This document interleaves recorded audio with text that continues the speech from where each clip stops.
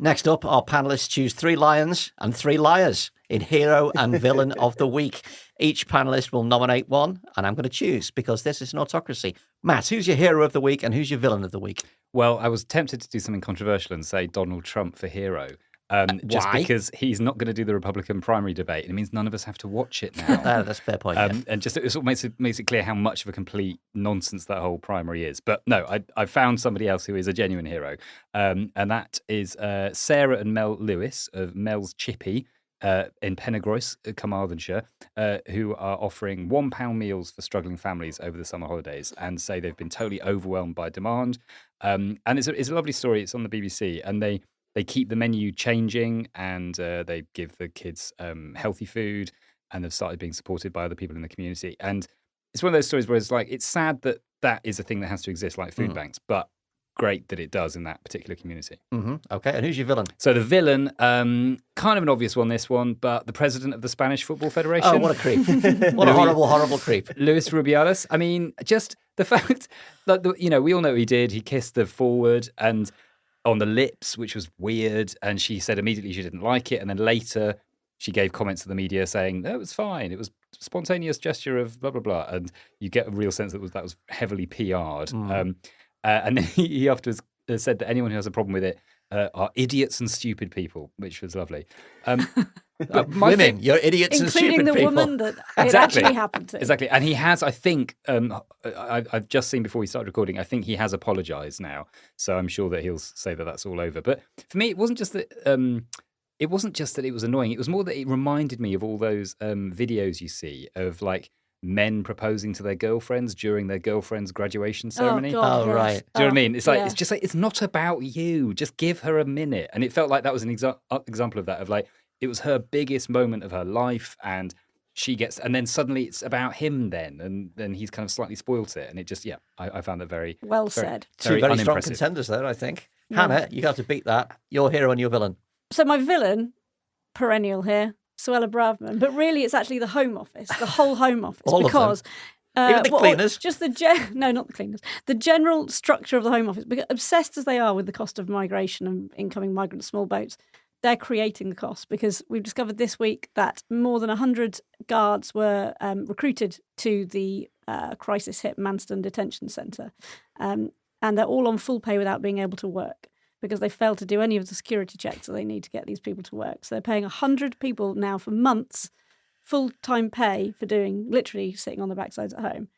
Well, I mean, good for them. I'm glad that they're getting something out of it. They Can will they do very clean- hard work when they finally get in there. But it's just absolutely epitomises the complete failure of that government department. Can they clean Legionnaire's disease out of pipes?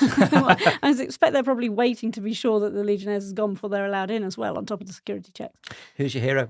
My hero of the week, if I'm allowed to bring him up on this, what we might call rival podcast, All right, then. is Lewis Goodall. Who's he? I've never heard of him. Who he? On the very popular, but not as good as this podcast, Newsagents, he did an excellent rant this week about A-level results and the discussion ongoing about whether or not university is a profitable and useful route anymore. And he said, essentially, whenever anybody talks about how expensive higher education is now, how you can't be sure of your return and so on, and the marking crisis, everything that's going on in higher education at the moment, when people say that it might not be worth the money anymore, and that maybe people should think about a different route, they're not talking about their own children, and that the Prime Minister would never say to his own children, "Yeah, it's fine. Why don't you just choose an apprenticeship or a different route?" And I think he was absolutely spot on every little bit that he said, and I just think I'm glad that he's saying it in quite such angry terms, because I share his frustration. Rishi's not going to tell the girls to go and like train to be sparks. Is Exactly. He? Yeah. Well, it's when Gillian Keegan There's said, nothing wrong, by the way, with being a tradie. Of course.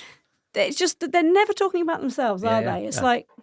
Like Gillian Keegan said, oh, in 10 years' time, no one will ask what your A-level results were. It's like, yeah, but that doesn't mean they're not important right now. Yeah. In 10 years' time, they might say, you haven't got a job. Why haven't you got a job? Also, Well, I've let got me a tell you story my about that. A-levels. I once went for a job interview that I didn't get at a major UK university to be a guest lecturer on their journalism course. This was when I was working at The Guardian. And in the interview, you had because it was an HE institution, you had to declare every exam you'd ever sat, pass or fail. So I got a D at GCSE IT, and this particular job involved some, element of like social networking and so on. And this arsehole brought it up in that interview, by which time I have a master's in journalism, a degree from Manchester, and, a career history. And he asked me why I got a D in GCSE IT. And I just thought, you absolute... See you next Tuesday. That could be a villain. He could be the villain, I was going to say. Yeah, if you're listening, thanks a lot. Tom, you've got some tough ones to beat here. Who's your hero and who's your villain? I have to say that on the script, my name is first, and I resent the fact that I've been asked last, because obviously I've gone for my villain, the absolute world-class pillock that is Spanish FA President Luis Rubiales, who kissed the Spanish women's captain on the lips in the medal ceremony, which was a truly awful thing to do, and he's apologised. Mm-hmm. But for my hero, I would like to go with absolute world-class pillock, Spanish FA President Luis Rubiales, because he has, because he has, in his own staggeringly dim way, provided a very useful public service, which is to remind everyone, like right in the middle of the very feel-good thing that has been the Women's World Cup, that people shouldn't get carried away, that the world, and certainly the football world, really is still run by absolute dinosaurs. They've gone nowhere, and they're an absolute menace. So he has provided a heroic act of public service by revealing his own cretinous stupidity to the world. This is incredibly persuasive. So the judgment is as follows. Sorry, Braverman's, she can be the Old villain news. whenever you like. Yeah. So villain is definitely going to be Lewis, the unwanted kisser, chief of the Spanish FA. Clearly the absolute creep of the week. And the heroes, I think it's going to the chip shop women for their laying on the £1 meals to people who really need it. And I'm going to take a wild guess that there's a crowdfunder out there, because a story like this cannot possibly not generate a crowdfunder. I'd hope so. There isn't one in the story, but then I'm sure that's just because the BBC aren't allowed to promote these Probably things. So not, I'm sure if you look for it, you'll be able to find it, yeah. So sorry about Lewis Goodall. It was a good rant, but is he doing chip shop meals for £1 for the needy? I don't think so. And he's not on here, so fair And he's not enough. on here. They don't need any help. They're top of the charts.